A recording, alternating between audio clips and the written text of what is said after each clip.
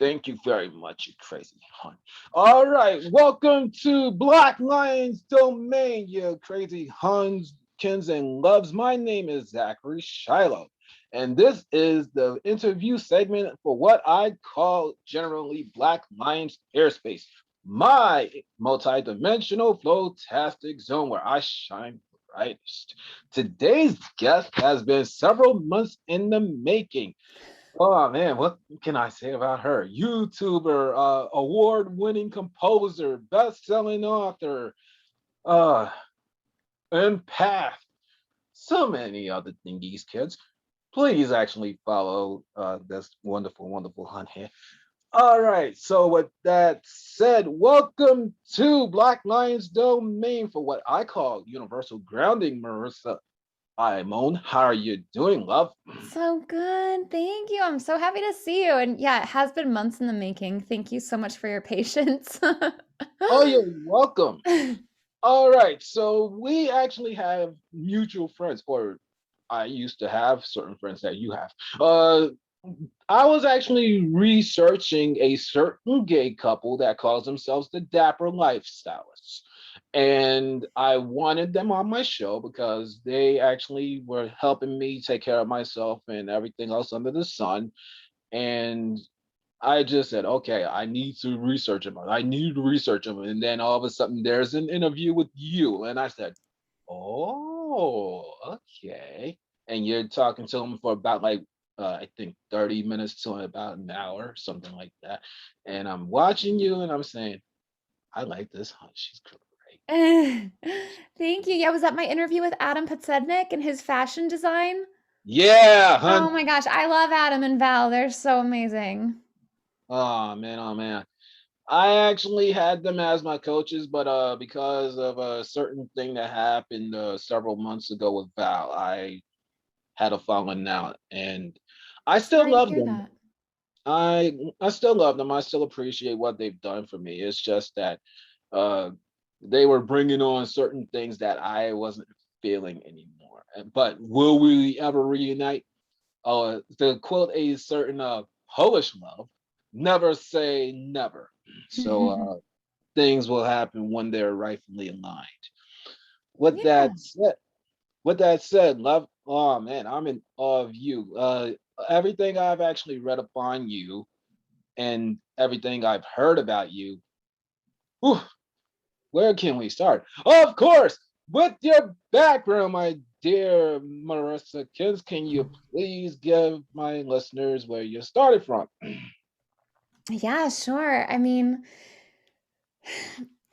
I feel like I was probably brought up the same way a lot of us were, which was not being told that we are powerful divine creators who are master beings who incarnate into physical bodies for another epic round of the game of life. I instead was brought up the same way everyone else, although, I mean, we all have different upbringings. I'm very fortunate that both my parents were so incredibly loving and supportive, but there wasn't like a hey girl, you're a divine creator in a physical 3D body this go around. So I really just kind of decided I don't believe in anything. Not that everyone is free to believe whatever they want, but when I was around 10 years old, it was the first time I ever had serious depression. I stopped talking to humans. It's interesting because I was like, I don't believe in a god, but every night I would like go to bed like praying for a god to like take my life to save the world. Like I was such a little martyr. I was like, if there's a god, kill me now to save every starving child on the planet. God. Like what a dramatic 10-year-old.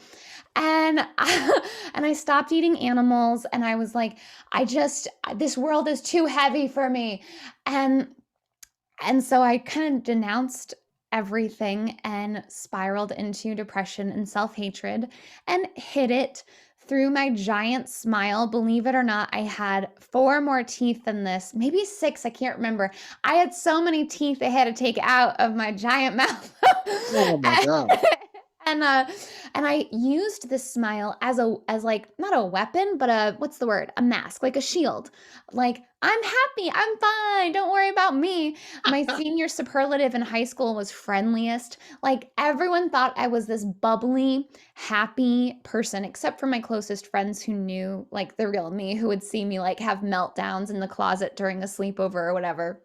But I was self-harming, binging and purging, hating myself all throughout from age 10 until like 25 is when I just was full of self-loathing and feeling totally lost. And um, at age 19, that led to a diagnosis of bipolar type 1 due to a manic episode where I was diagnosed clinically insane and believed I was either a superhero here to save the world or an evil villain sent to destroy the superhero version of me. Oh. But of course, like the villain, dude, like you can't be in the same room at the same time. You're the same person. Like, joke's on you. Although the villain did try. I had to withdraw from school, and I was told that I'd have to be medicated for life and that I probably couldn't go back to school for like another year. And I've always felt like no matter what people tell me, I I have to discover it for myself. Like, you can't tell me things. I need to know it for myself. And I've always had this feeling that I know there's a better way and I'm going to find it. No matter what, I will find the better way. Yeah, hon. Because it's there, like, and I didn't even have, the context I have now, which is that in any given moment, there are a million infinite possibilities. Why on earth would I let my brain settle on one of those infinite options, especially one that doesn't even serve me, right? But that's what I did a lot of the time. However, it did serve me in that I was like, there's got to be something better than this. Like, I have to be able to make this work. I could see the gravity in my parents' faces and in their lives and how it affected them. And I just wanted to be successful at living well with my emotions. And so Mhm. I followed the doctor's orders for years. I took a pill to wake me up, a pill to make me not psychotic, multiple pills to make me not psychotic. That was like the big slew of them. A pill to be focused, a pill to go to bed. I had all these different regimens, and I, stopped. I was a messy college kid for a while. Don't remember a lot of my time in college. But after the diagnosis, I tried to, not imbibe in anything else and follow the protocols. And I still was like, this is it. This is their answer for me. Several years after that, I'm in a relationship that wasn't super healthy. I'm in a job where I am using it to kind of get away from my emotions. I'm working endless hours, being of service in a youth program that I loved with all my heart, but I was using it to avoid my problems. I was putting all my time and effort into my job to avoid getting to know me and like being with me and dealing with like the self-hatred I'd had all of my life. Aw. And finally, I had this moment of like, wait, this can't be the rest of my life. It was kind of like a quarter life crisis moment. Like, if this is what the past 25 years have been, I'm not letting any more be this way. Like, there's got to be a better way. I was either at the mercy of my moods or the mercy of my meds and my pills. And that sucked because if I missed a pill within like 30 minutes, I'd have all these withdrawal symptoms and I couldn't be taking all these prescriptions and be responsible for all the youth in the youth program. Like, it just felt like there had to be something better for me. Mhm. So I started my spiritual journey that has led to the Marissa that you've come to know. Woohoo! My mom is a Reiki master, and she has always been super spiritual. She's such a cutie.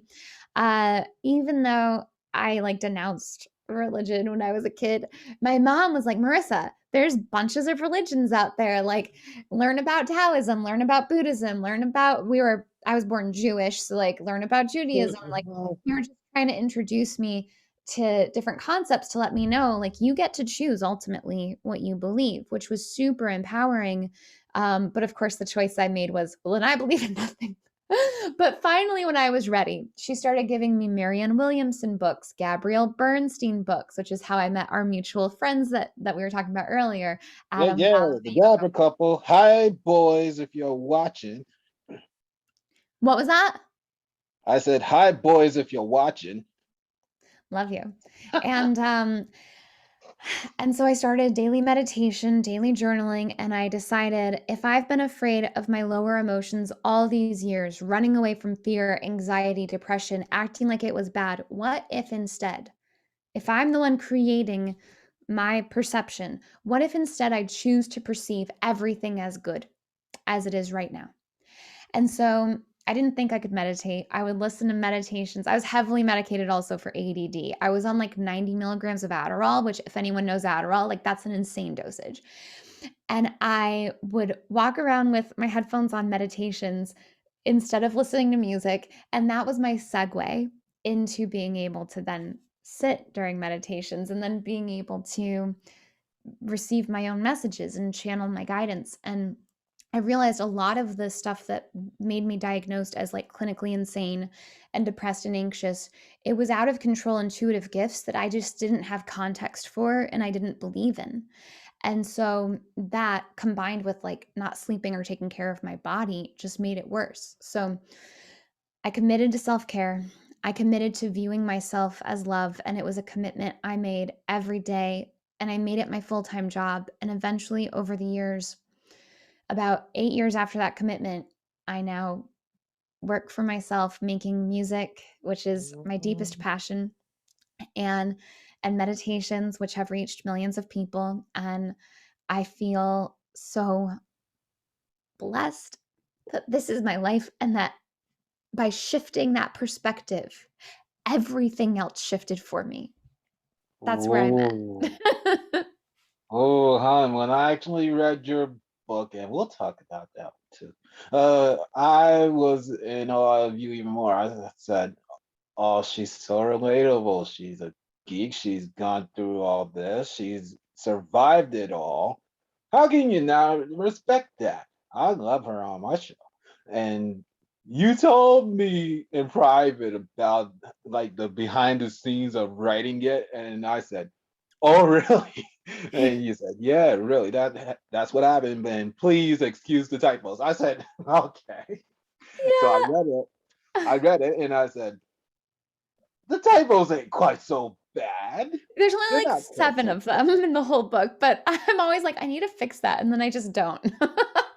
That's not bad. I think that's something that makes you stand out. So thanks. I truly appreciate it. Yeah, for Oh, those who don't know, if you wanna know the story, I think it's good because anyone out there who's like a creative, who's like, "I don't have time to write a book." Well, I set my heart on writing this book, and then the universe took away all my clients for a month. And so I had nothing but time to write this book. I dedicated a month within a month of making the dedication to doing it, I had published and had the bestseller already. So, but that said, I had already been jotting down ideas for years, so it's not like I was starting from scratch in terms of concept. So that's worth saying. But yeah, the universe made it so I had to do it in that month. It took away all my clients for a aw, whole month.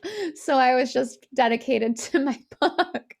And I'm then my happy. schedule went back to normal. I was like, "Okay, I hear you. I get it." I'm happy and grateful that it took it away because if you actually kept on going, you would have not made your books. And Yeah. for everything that it's worth, I'm happy and grateful. Thank you, my friend. You're welcome. Oh dear God. Speaking of bestsellers, all right. I was gonna save it towards the end. Let's get this over. All right, so kids out there, I am taking off my glasses right now for a few seconds. If you're watching this on YouTube.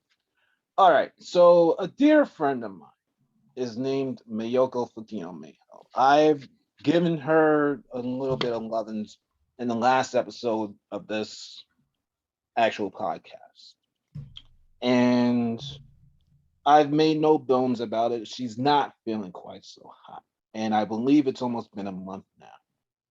So anybody out there knows that I actually have a big friend by the name of Blair Hayes. And usually when she actually asks me for something, I finger snap and go and do it. Well, I have an announcement, kids, regarding Blair and Mayoko. With Mayoko feeling out of action, me and her, we are withdrawing from the Influence Summit next month. I repeat, we are withdrawing. We are not presenting next month because I don't know when she's going to feel better. This thing I've been calling for in the past month or two by the name of Fear and Love's Roar. That is not Zachary Shiloh Watts solo. I don't do that by myself. Mayuko Fukino-Mayhill is my partner. She is my business partner. She is my sister in arms. We have been in books with Blair. We've had a personal history beyond it, and I've touched upon it before. And I'm not afraid to share it. I'm not ashamed or afraid to say it again. She is my former wife in a different life. So I am honoring her. I am honoring the Blarkins. I am honoring everybody that is getting ready to speak at Influence and the other sponsors. We are withdrawing because it's not right. It's not right to go on stage without your partner to back you up at all. I was going to do it solo, but then I remember me and her talking about how our clients are family, basically. We don't have any completely yet, but when we have some, we treat them as their extended family. And Mayoko and I, we've always been close since I met her in this life, at least.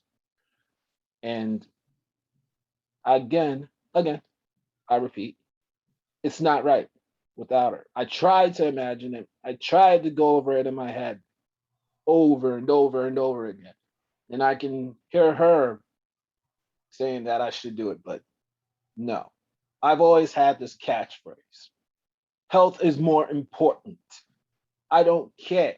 Podcasts, presentations, whatever. Your health is the most important thing. And Mayoko, love, I love you wholly. God knows I do. But I'm not apologizing to you or anybody else. Your health is more important. So I'm telling you, your champ, get rest. You're my partner. You're my friend. You're my sister. Get the rest. And I am still a part of Influence no matter what. I am sponsoring it, kids. I'm still the male sponsor in it. So, Mayoko, Fakino, I bow to you in respects. Get your rest, Hunt.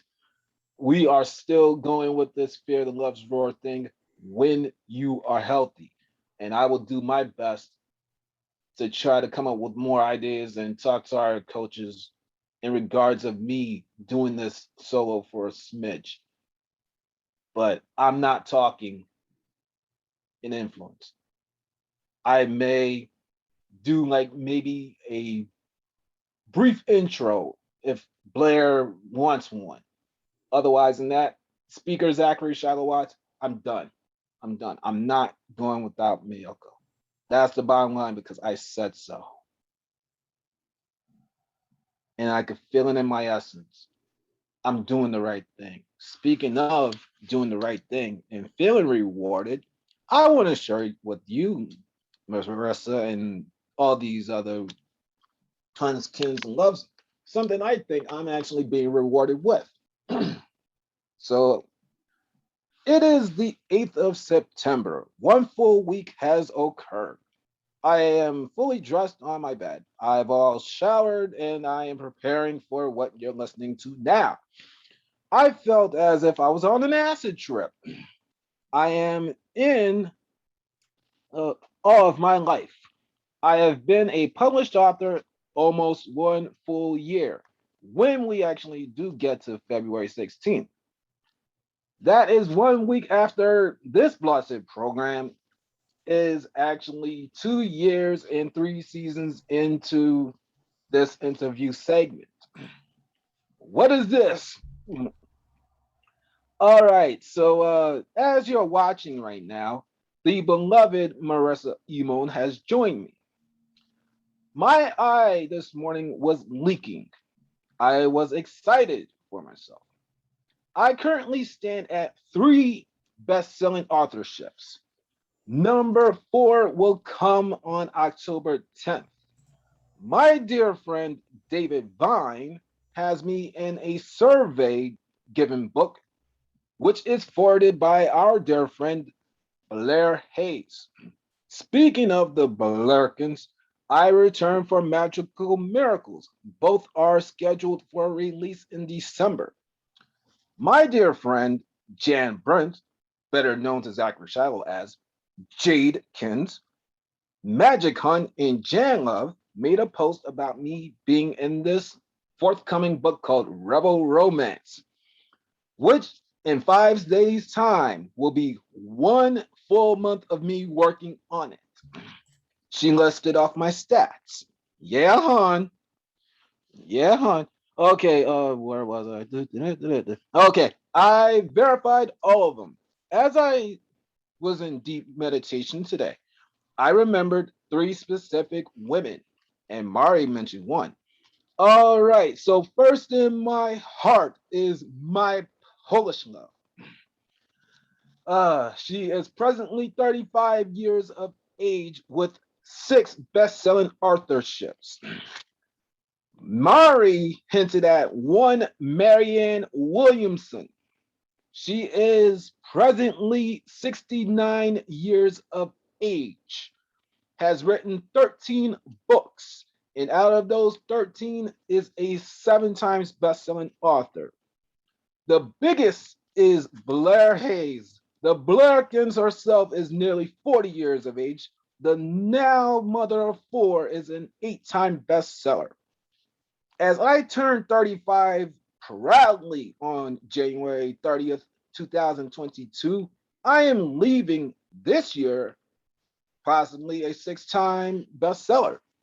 Rebel Romance will give me my seventh. I don't know when the first book of Elite Publishing House will drop. It would awe me if Leaders by Blair Hayes is out by February 16th. That would probably mark my eighth one. The original Black Lion's Roar came to me as I was unknowingly fired from my longest employment. I paid for its publication with two jobs. The longer of the two is presently Amazon. I have worked there nearly a year, one day after Letters of Love 2 drops, which is October 11th. I have paid practically for 7 co-authorings in blood, ideas, money, passion, sweat, tears, and time. It's simply fantastic. All of this with the words, I will lose weight by my 33rd birthday. I will be 180 pounds. I will reverse my diabetes. I vowed that to the universe. I never saw anything above on Halloween 2019, nor expected my life to be where it is presently when I began journaling on November 3rd, 2019. What a life, kids. What a life, kids. I love how you keep a record. I do. Everybody you guys tell me that. You told Because me let me tell you, I have probably like 20 journals all with different things and they're all random and I got to like sort through them to be like, "Oh yeah, I wrote about that like 3 years ago and now I have it." But there's no organized way for me to track it. I love how like organized you are about it. Uh, That's a skill. thanks. Thanks. I appreciate it. Oh, well, this is my present journal. It actually started on May 2nd. Here we have my very first one that had to be redone, literally. And it says the word notes. Oh, I thought it The said story hotel. behind that, kids, is that when I first started journaling, I actually had a black book. And for some odd reason, circa, all right, December 11th, 2019, that black book wound up getting destroyed by the rain. Oh, wow. I'm literally going home and I'm thinking maybe a bottle of water destroyed my book, but no, it wasn't. It was completely raining and the water, my back hit me. It literally hit Oh, me. So I had to go and buy this blessed book. And it lasted me until, all right, let's look. Okay, until February 17th last year. And this is the most prolific book that I have written in big purple, and it says from Black Lion's domain onward, which was the 18th of February last year through May 2nd, 2021. So my life is archived for the better part of nearly 2 years altogether. Have I actually had some guests? Yes, I have. I'm not gonna lie to all of you out there, the kids out there, and my beautiful guest. hmm. No, I'm not gonna lie. There's been some days where I didn't write at all, and I can hear a certain Polish love saying, "All right, don't write if you don't feel it." And yes, hon, I didn't because I didn't feel it at Yeah. those points in time. It's so important to do what feels right to you in every moment. I used to have a routine because I really needed it. Like when I first started transitioning from being heavily medicated to not, I needed my morning routine, my evening routine, because my day was full. But now that I'm more free in my schedule to create when I want to and how it's, all flowing intuitively, I feel you. It's like one day I may be inspired to start my morning routine with a Spider-Man number 471, Yeah. like this morning. Other days, my routine may start with a meditation outside. You don't know where it's going to begin, but I think as long as you're following your heart and what you need moment to moment, that's amazing. And if it's okay, two things. One about the journal. I have a journal published as well on Amazon for anytime you have an emotion below neutral, like a fear based emotion that Mhm. maybe you don't know what to do with or how to work with it. I've discovered that by working with it, I can get so much more results in creating a life that I love. Like the fear based emotions are just helping me gain clarity on where I want to be and who I want to be. And so the process that I have been using for the past 8 years, I just turned it into a journal. And just like Oh. my book, Zach, it's also got a typo in it, but it's kind of Woo! fun, like catch it if you can kind of thing. Um, and then about bodies and our health, I think it's really important too to recognize that whatever physical ailments we're going through, this is my personal opinion and experience, it's because the body is divine wisdom and trying to help guide us. So for me, yesterday, I had actually for the past few days, and it's been building up for a while, but I didn't know what it was. I've been having inner ear stuff, and it Uh-oh. caused a lack of balance, right?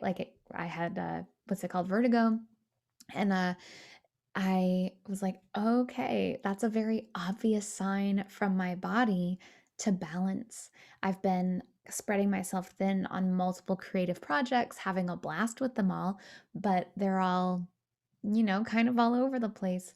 And my body gave me this middle ear infection so that or whatever it is, it's like blocked tubes. I don't know. I'm on a protocol for it now so that I can regain my balance in myself and my life and my body again. So it's like asking the body when it has a physical symptom, what do you want me to know about this? Why are you giving me this?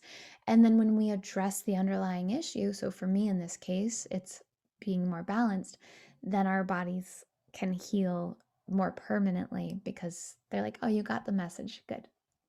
Oh, I love when you talk like that, hon. I get more tingly on my back with the kundalini energies. And what Yeah, do you and I call it, Mayuko? Oh, the flowtastic. Okay. nice, nice. Oh man, oh man, oh man. Whenever I hear you talk this law of attraction style stuff or universal laws, I get giddy every single time because it's like I'm listening to some of the most respected people on the world actually just do it, and you add a more how can I describe it? More energetic, more scientific way to it, more superhero friendly way to it. Yeah, I think that was the missing piece for me, and a lot. I'm not like exactly proud of how much I invested in law of attraction courses and stuff. And every time I would buy a course, it'd be the same stuff that you could get for free listening to Abraham. And none of that really helped me understand why I'm so powerful and how I'm so powerful until I actually had an amazing reading with the psychic medium Joe Figueres from the Woke Akashic. Um, she was like, I came to her with some questions. She goes, uh, your higher self is telling me like you need to ask your higher self this, not me. Like stop asking What? other people. And so I was like, you're right, that's true. Like I do need to just go inward and ask myself. Okay. So I did, and that's when like everything started shifting, and I started receiving all these visions about why we're so powerful and how we are such powerful master creators who are born into this physical, not just born into it, we created this life. Like how powerful are we that we created this life and we entered into an environment that we chose for our own development and understanding as an eternal being, not just this lifetime, but as an eternal being. And so Mm. that missing link in a lot of the manifesting stuff, it's like write your affirmation 100 times, like visualize it. None of that matters if you don't have the energy behind it, because we don't attract what we want, we attract what we What are, a we are. famous Wayne Dyer quote. So like if we are constantly saying I'm rich, I'm rich, I'm rich, but feeling like holy whatever, how am I going to pay these bills, then that Sorry to interrupt feeling. you, hon, but kids, you would probably want your kids out the room. This is the uncensored plateau. So you got 10 Can I seconds. be? No, I don't need to be. I, No, no, no, you're not gonna actually be kicked in my off. private life, I curse like a sailor, but I know. Do it. Do it, Marisa Imon. I'm 10 seconds, mommies and daddies. I'm That's sorry. I don't need to do it. I don't need to do it. Okay, The moment's okay. passed, but I appreciate that. You're welcome. I You're usually so funny. get people like us on here, and they always say, "Oh, can I cuss on your show?" I say, "Yes, you can." For some odd reason, nowadays, I actually found out that a good part of my listeners are parents, so I have to do a countdown for them to get their kids out the room. I never But understood why swears are like considered swears. It doesn't make any sense to me, but yeah, that's weird to me that's a lot of too. society, right? Like, why do we think that we're supposed to go to high school, study some one specific thing, go to school for that, then get a career in it, do it for 50 years, then maybe Oh, someday do what we want? Why have we been brainwashed to believe? And for some people, don't get me wrong, that's exactly what they came here to do. It's perfect for them, it feels right for them, but it is not something that ever felt right to me. I wanted to be a million different things. We uncovered a what are those called? Time capsule from the mm, year 2000. And so I would have been 14 years old. well, same here, huh? Yeah. Go 86. And so I was like, uh, what what do I want to be when I grow up? I guess was the question. And my whole family answered. Almost everyone said musician or something along those lines. And I said probably unemployed because I'll never be able to have just one job. Like I will have to do a million different things.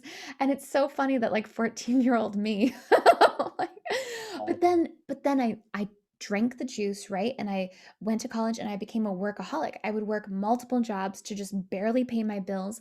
I through my like college years and in the summers I'd always have like 3 jobs so I could Oh pay God. the bills. Like I was so dedicated, so committed to work, work, work. I really drank the Kool-Aid that like that's how you prove your worth. That's how you I thought life was supposed to be you work hard, you hardly get money, and then you die. Oh no. But I mean, what other stories are we telling ourselves all the time? That one is obviously dumb, but like there's a lot that we think are dumb is a harsh word, but there's a lot of stories we tell ourselves that we think are helpful, but they're not. They're just helping us get by in an unhealthy society. So is that really all that good? You're talking my language, huh? Now I feel even more fantastic. That's Hmm. why kids I always bring on beautiful hunts like this. They actually set me straight. I need to hear those words more than once and keep myself aligned. Oh I've been man. meaning to ask you. I hear you say beautiful hunt. I don't know what that means. Oh, I actually have this thing where I just call women and guys hunkins and loves. It's like my term of endearment. I love it. Are you saying hunt like with a T at the end or hun no T? Hun, but I Oh, could call you hunt. that's That's what I was fine. hearing. I was like, what does that mean? All right. Hi, my beautiful hunt. Okay, I'll give that to you then. Yeah, people always say, dude, you always got a name for somebody. How do you do that? I know I you say, love that you nicknamed me Mari. yeah, Mari, I Mari, love Mari, it. dear Mari. Yep. People always say, dude, how do you come up with these names? You're always coming up with something for somebody. Like at work, there's this kid that can not be described. He's so, oh God. So I'm calling him a certain somebody's junior teacher's pet. What else do I call him? I call him the stalker and something else. And this girl that does work for me, she's like, "You always coming up with something for somebody." You know, I'm like, "How do you do it?" I say, "I just come up with it just to be cute." Seriously, I seriously do. I just do what I do just to be cute, There you go. especially even with certain authority figures. Oh God, I do with them too. I'm like, all right, you crazy Kens or whatever you are. Matter of fact, one guy who irked me very badly, going back to February, I call him a Sabretooth. I call him Sabretooth from the X-Men because I'm like Wolverine. I'm actually just standing in his path. And he's always asked me, oh, why don't you do what I say? Oh, because I'm the leader of a certain division that you actually let go to the wayside. That's why I do what I do. I was honest. And he don't like that. He don't like when people actually stand up to him at all. At all. I said, I refuse to actually work under this pretense anymore because he undermined me. He really did. I understood that there were certain titles and whatnot, but I was the leader of a division. I was putting in the work. I was putting in my blood, my sweat, my tears, time, and ideas, and everything else. And this guy comes out of nowhere and gives my division something that was a black hole out of hell. And I Isn't said, that great that you attracted that? Because now it can help you look at that trigger and figure out why. You know, like why were you an energetic match for that person? What within you was oh, was oh, feeling like authority figures are bad, right? Like what within you was a match for that. That's a beautiful thing to explore. I love when I like attract some weird stuff because I'm like, all right, girl, like what's still in? What do we need to dig up? It's like next level boss, you know, in a video game. It's like Bowser. Like, you're like ready for, all right, I'm ready to learn. But instead of fighting it, because fighting only gets us more resistance, it's like, oh, welcoming it in with non-resistance and recognizing that it is love. It's a mirror of you in some way. It's a mirror of how you view the world. So how can I change my internal world so that my external world changes? And that's how you defeat's not the right word, but we'll use that for the analogy of defeating Bowser. oh, God. I love when you talk like that sometimes. It really makes me laugh. Like the first time I ever heard you say that, I was saying to myself, this is absolute bullshit right here. Like, how am I attracting this evil man? How am I Yeah, attracting all yeah. these? It's a tough pill to swallow, but it's not then once you swallow it.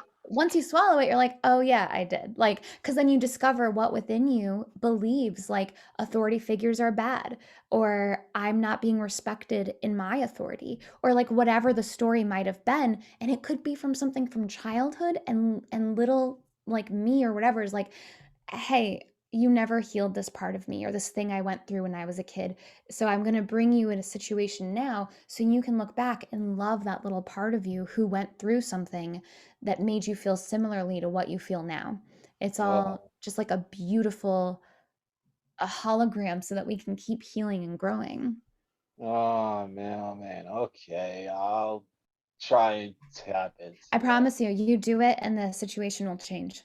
Oh, it has to some degrees or another. All right. The thing with that is, for me personally, I kept attracting people who would like lie to me and manipulate me and yell at me. Like I kept putting myself in situations in relationships that I couldn't break. You know, like a boss situation. I could break, but like it wasn't an easy. You know, it wasn't like I was at the grocery store and could just be like, I'm going to a different aisle. It was like I'm either in a relationship or it's a boss or something like that. And it it was like every time I did some healing around my childhood stuff, around feeling lied to, manipulated, taken advantage of, I would be able to then have that current situation change and evolve and become something more peaceful. But then I would attract another one. And each time it was like less and less bad, like less and less of like the screaming and the taking advantage, and less painful for me. And so I feel like I personally kept attracting just enough of a layer each time until I could feel like I don't think I'd be triggered by that kind of thing anymore. If someone were to come, if I were to be an energetic match for it, which is possible, I don't think I am anymore, but it's possible, then the beautiful thing will be for me to see how much growth I've come into so that it's no longer something that eats away at me inside because I've looked at little Marissa and healed how she feels around it.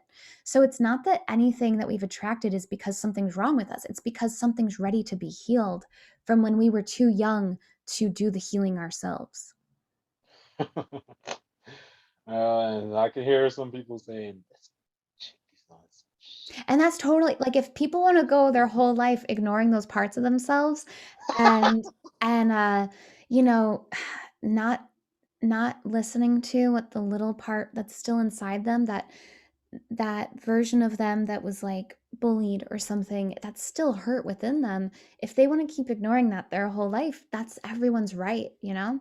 But for me personally, it's constantly looking at what within me is attracting this current situation and doing whatever I can to shift, heal, and grow so I can keep getting to that next level. You know, it's like when you unlock the secret level in Mario and you're in the star world. Like that's where I want to be. Oh yeah. You know? Oh, oh, man. Okay. Now you got me seriously thinking. All right, kids. I'm gonna take a few seconds. All right. I'm thinking about this kid. This kid that he's very, very, very stalker. Very, very stalker. I'm trying to think what is going on. And my guess is he's lonely.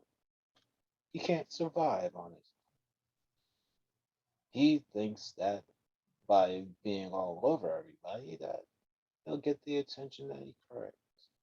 Well, if I ever lost my anger on him, he's gonna be in for a rude awakening. Oh God, he's gonna be very, very sad.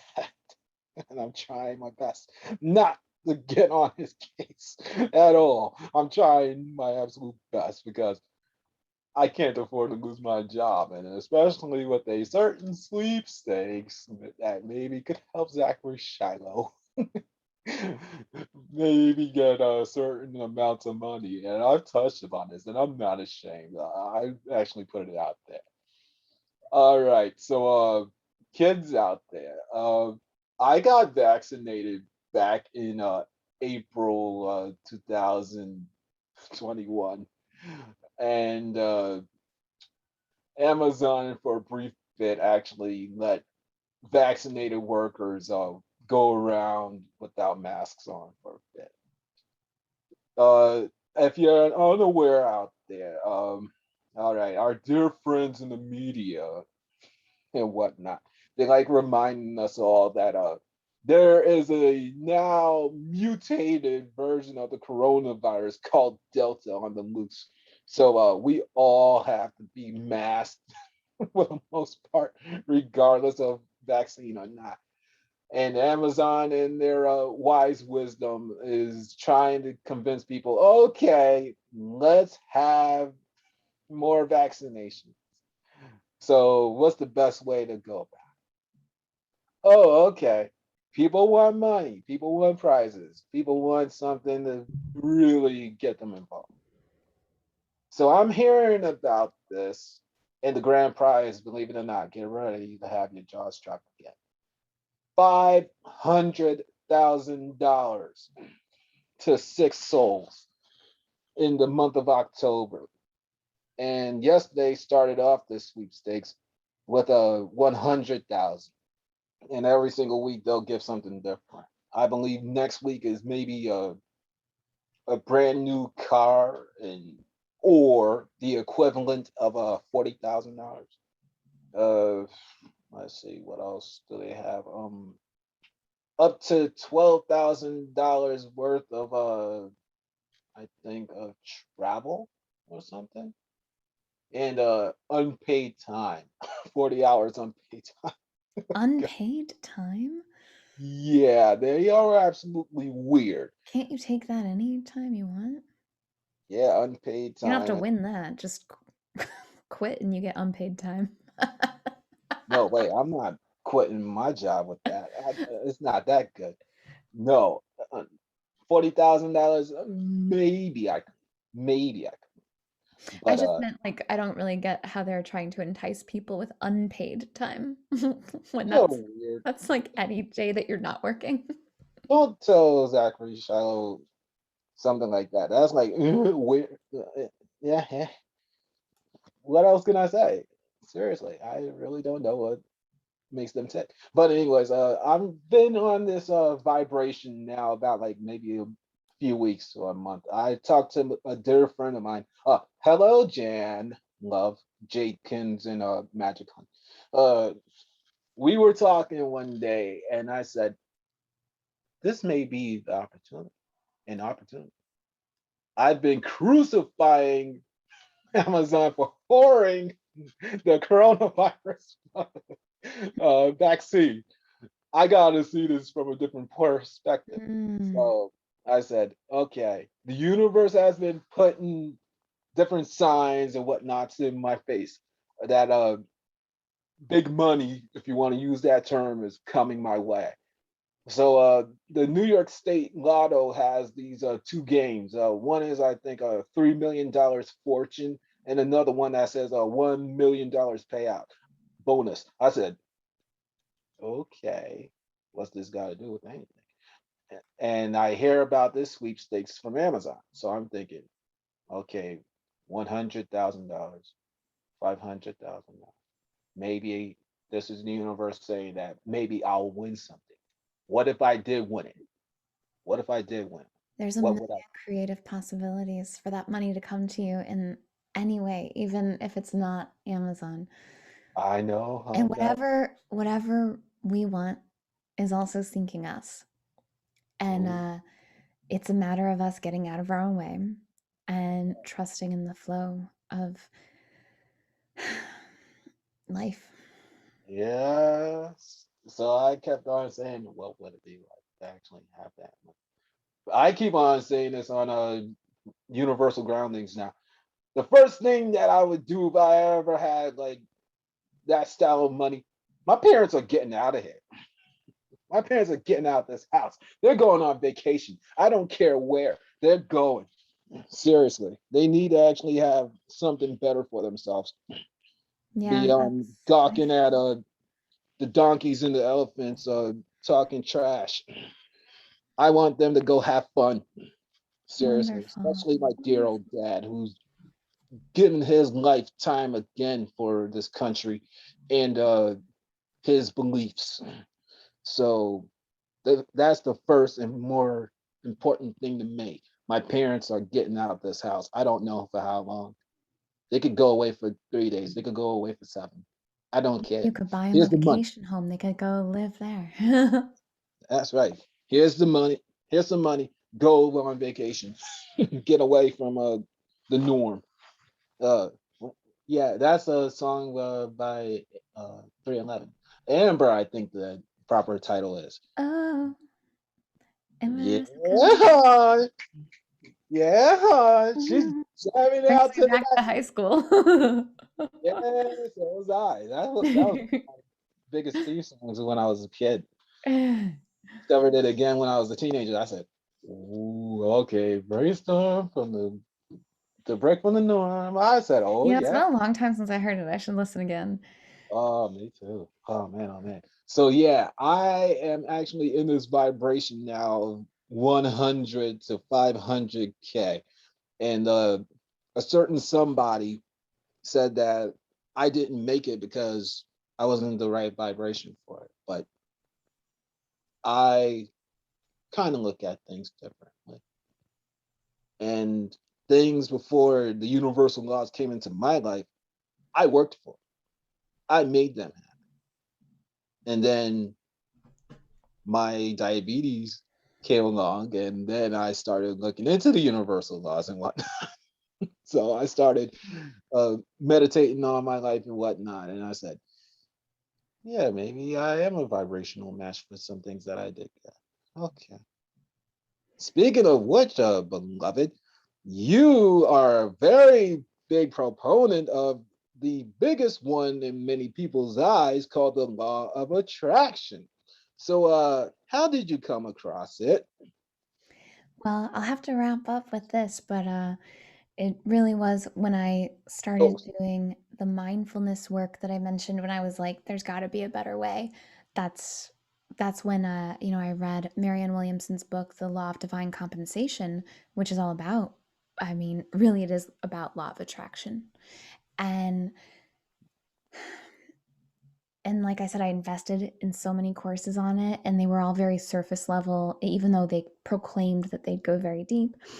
And and then I started to receive visions about how this really works and how we really are master creators. And so I believe that this information needs to be accessible to everyone. So I've mhm. created the free manifesting course, easy for me to say, freemanifestingcourse.com. It is going to be over 30 lessons. I'm still building it right now. There's 15. Mhm. The beginning, especially lessons 2 and 7, are things that most people wouldn't have ever got in any kind of law of attraction training. And it's about how powerful we are and what's happening in the non physical, which is 97% of the universe, even science explains that. Um, So that's my gift to anyone who's in my shoes where you're just starting out like, okay, I get that this is I'm biting, right? I'm biting. Something feels real about this. I don't quite get it, but I'm invested. I'm curious and I want to know more. I don't know if I believe it, but it seems like it makes sense, right? That's where I was at. And then the more I learned, the more I saw examples in my life where, like, yeah, of course I attracted an unhealthy relationship. I hated myself. I was a match for more things that made me hate myself. Like, of course, I found all these matches.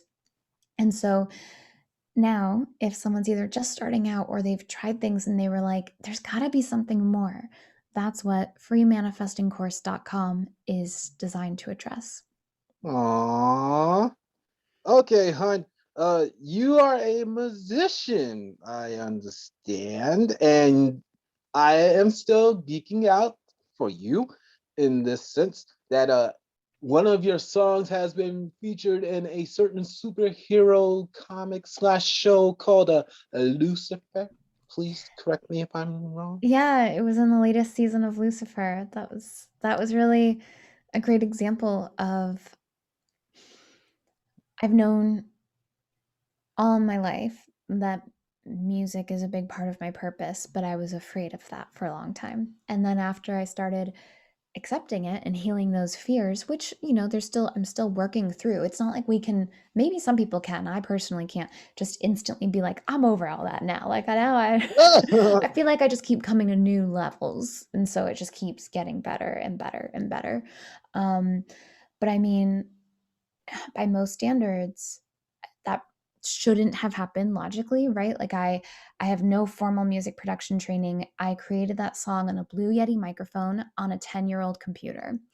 And it was all path of least resistance things lining up for me. So that's one example of what's possible. Oh, love, love, love.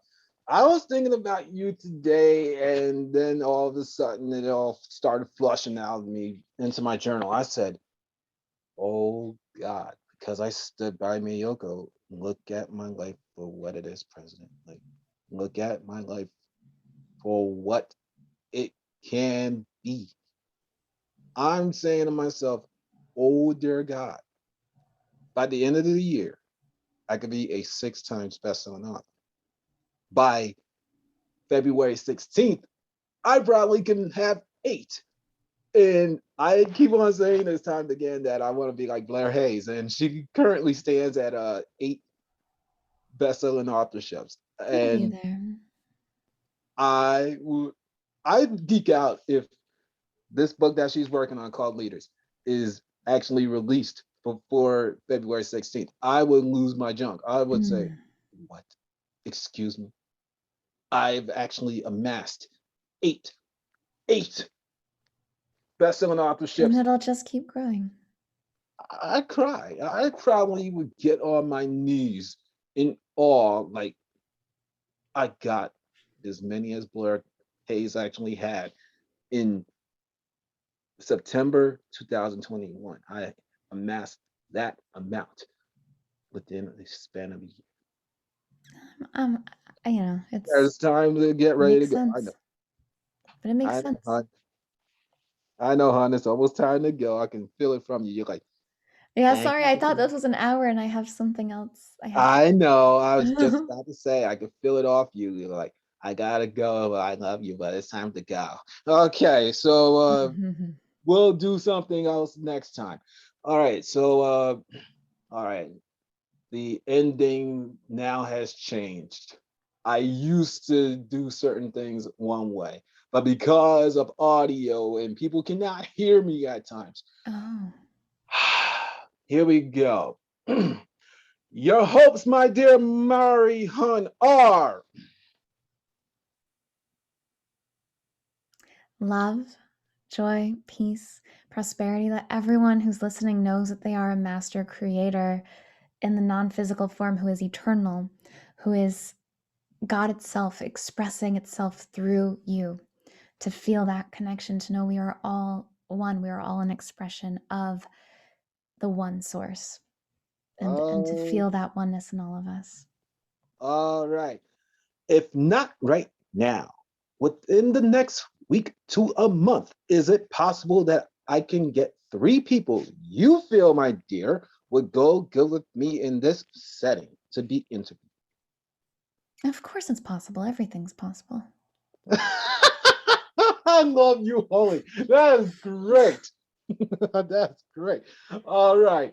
With that said, the last piece before the true outro.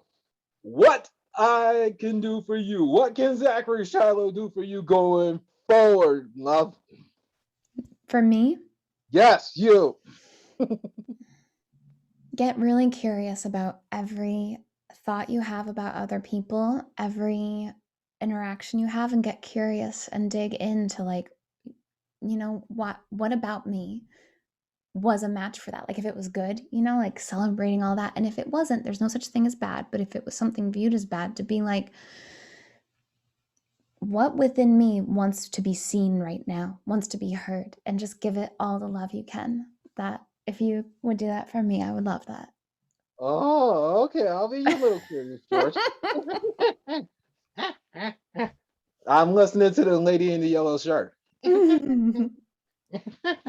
All right. With that said, one goal, one aim, one road, one focus, you beautiful Hunskins and loves out there. even if it sounds like I'm inventing, and I have, and I will, and I never will stop. I have what they call passion. I'm passionate about her. I'm passionate about the people in this house. I'm passionate about all of you out there, the kids out there. Yes, I am.